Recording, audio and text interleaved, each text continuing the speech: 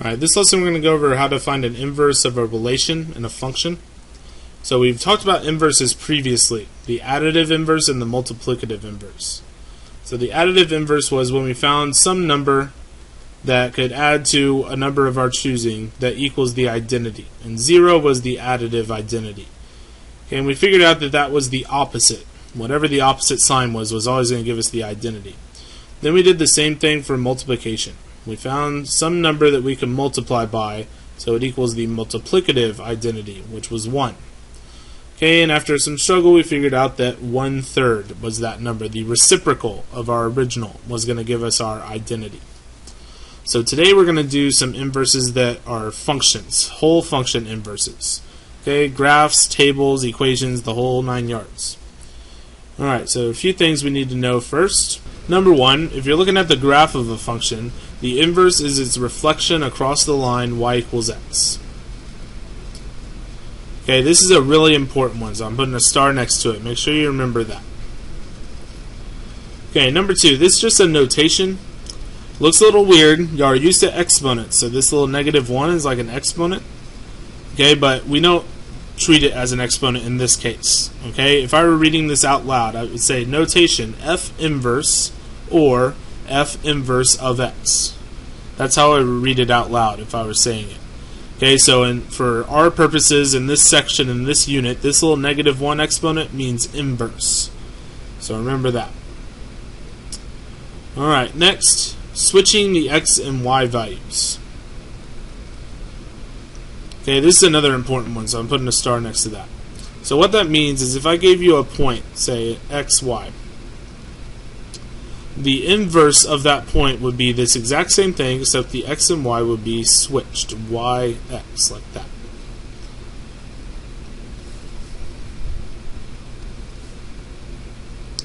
Alright, and then last thing, functions that undo each other are inverses. So I kind of think of this over here as undoing each other. 3 plus -3, those cancel out. That's how we kind of think of it now. They cancel out. 3 times 1/3 cancels out and leaves us with what we wanted. Okay, functions that are inverses kind of cancel each other out and leaves you with just a single variable.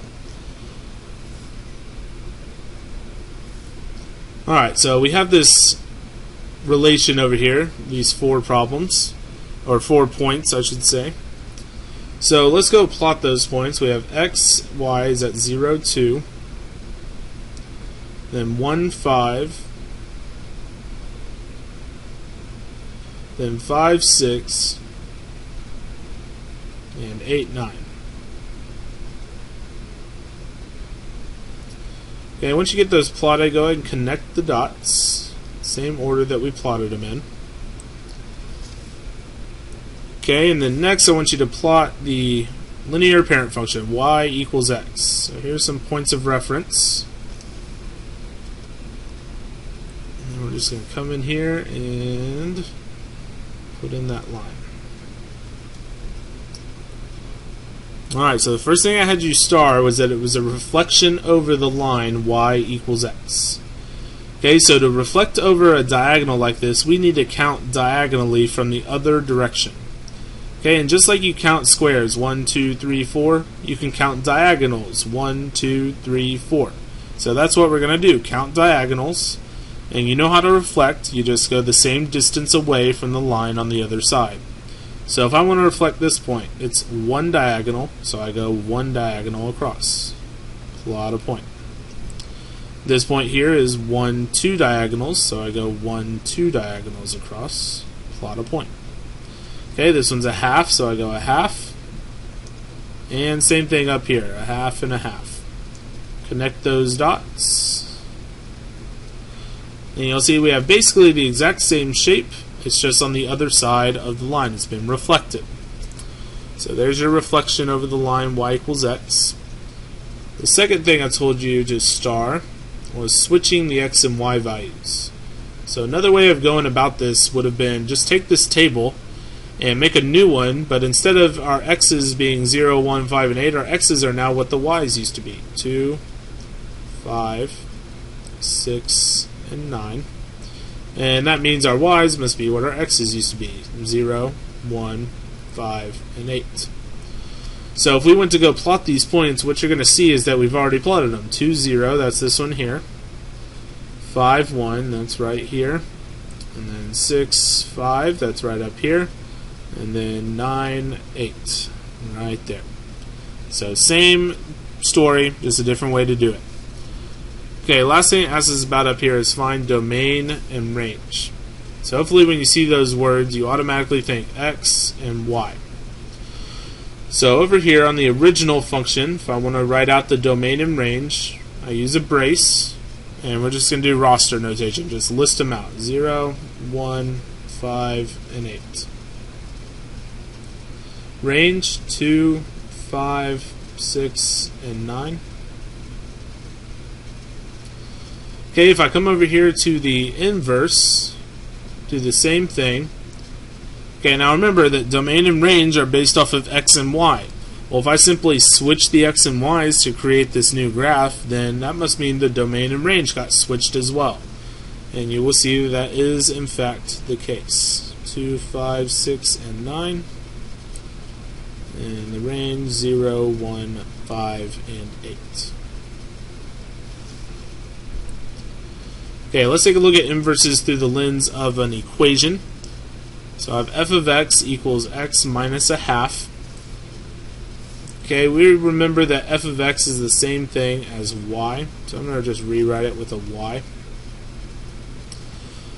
Okay, now we're not looking at a graph, so the whole reflecting over y equals x doesn't really help me at all right now. Okay, but maybe the switching of the x and y values does. Now I don't have specific values here, but what I do have are an x and a y variable that represent all possible values. So if I switch x and y like this, the actual letters, x equals y minus a half, that should give me my inverse. Okay, however, we never see an x equals graph. We always want a graph of y equals slope-intercept. So let's try to solve this for y. Okay, I think if I add 1/2, I get x plus a half equals y. And there we go. So if you put the original graph into your calculator in y1, and then put this graph into y2, and then put a third graph, y3 equals x, you'll be able to see that the first graph and the second graph are a reflection over the line y equals x, over the third graph that pops up there. Okay, it's pretty cool to look at. Okay, let's take a look at this one. This one's just going to be a little bit more complex. Okay, it's a multi-step inverse. Alright, so we're going to start out the same way. This f of x notation, it's great for some cases, not so great in this case. So let's change it to a y. Okay, and then don't forget your first step of inverses. First step is to switch x and y. Okay, don't get too excited to solve the problem that you forget the first step of switching the x and y. It is important. X equals 3 times y minus 7. Okay, a couple different ways you can go about this, but the general consensus seems to be we should distribute right here. X equals 3y minus 21. Okay, let's move the 21 to the other side.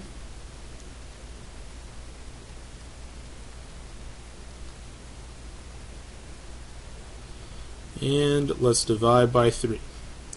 And over here we're going to divide each term by 3. So there's a few different ways that are acceptable to write this. You can write 1/3 x plus 7. You could leave it as x over 3, but you still need to reduce that to 7.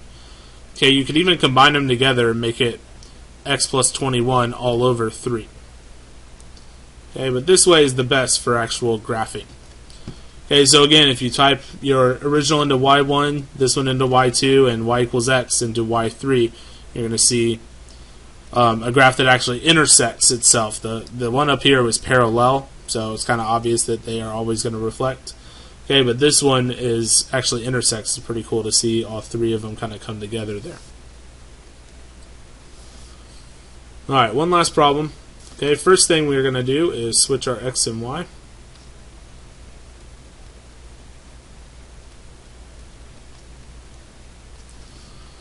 Okay, now it's time to solve, so we're going to move this 5 over here.